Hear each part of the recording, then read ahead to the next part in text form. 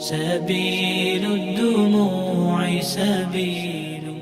چہرے پر دھبے پڑنے پر ام سلمہ رضی اللہ عنہا سے روایت ہے کہ نبی صلی اللہ علیہ وسلم نے ان کے گھر میں ایک لڑکی دیکھی جس کے چہرے پر کالے دھبے پڑ گئے تھے. آپ نے فرمایا اس کو دم کرا دو کیونکہ اسے نظر لگ گئی ہے. یہ بخاری کی روایت. جلنے پر محمد بن حاتب سے مروی ہے کہ ایک مرتبہ میرے ہاتھ پر ایک ہانڈی گر گئی جس سے میرا ہاتھ جل گیا تو میرے والد مجھے رسول اللہ صلی اللہ علیہ وسلم کے پاس لے گئے. آپ اس پر لعاب پھونکتے جاتے یعنی اس طرح کر کے لعاب کے ساتھ پھٹکارتے جاتے اور فرما رہے تھے اذهب البأس رب الناس واشفه انك انت الشافی. اب آپ دیکھ رہے تھوڑے تھوڑے الفاظ کا بھی فرق ہے تو یہ سارے الفاظ بھی پڑھ سکتے اور اس میں سے کوئی ایک بھی پڑھ سکتے کہ اے لوگوں کے رب اس تکلیف کو دور فرما تو اسے شفا عطا فرما کیونکہ شفا دینے والا تو ہی ہے.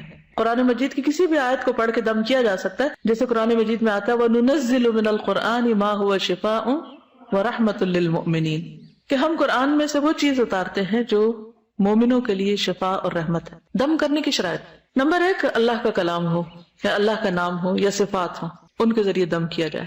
اللہ کا کلام جس میں سورۃ فاتحہ بھی ہے آیت الکرسی بھی ہے معوذتین بھی ہے سورۃ البقرہ کی آخری آیات بھی ہیں ان کے تو دلائل بھی ملتے ہیں لیکن اس کے علاوہ بھی اللہ کے کلام سے دم کیا جا سکتا ہے اللہ کے ناموں سے. نمبر 2 عربی زبان میں ہو اور ایسے الفاظ میں ہو جن کا معنی اور مفہوم واضح ہو کلیئر الفاظ ہو مجہول اور نامعلوم الفاظ نہ ہو. کیا پتہ جنوں کو پکارا جا رہا ہو. آپ نے کبھی تعویذ دیکھے ہوں گے اس میں بڑے عجیب و غریب قسم کے نام لکھے ہوتے ہیں ٹھیک تو الفاظ واضح ہوں نمبرز نہ ہوں.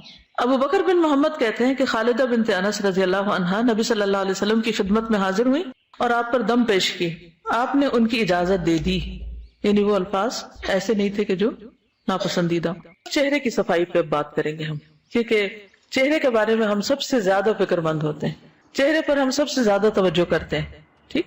چہرے کے بارے میں قرآن مجید میں آتا ہے وجوہ یومئذ مسفرہ ضاحکۃ مستبشرہ. قیامت کے دن کچھ چہرے روشن ہوں گے ہنستے مسکراتے ہوں گے خوش ہوں گے اور کچھ چہرے سیاہ ہوں گے غمزدہ ہوں گے پریشان ہوں گے.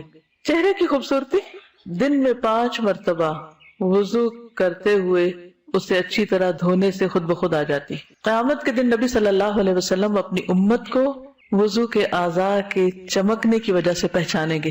جو شخص یہ چاہتا ہے کہ اس کے چہرے کی چمک بڑھ جائے وہ کیا کرے اچھے طریقے سے وضو کرے خوشی سے وضو کرے وضو کا اہتمام کرے وضو کو اپنے لیے بوجھ نہ سمجھے.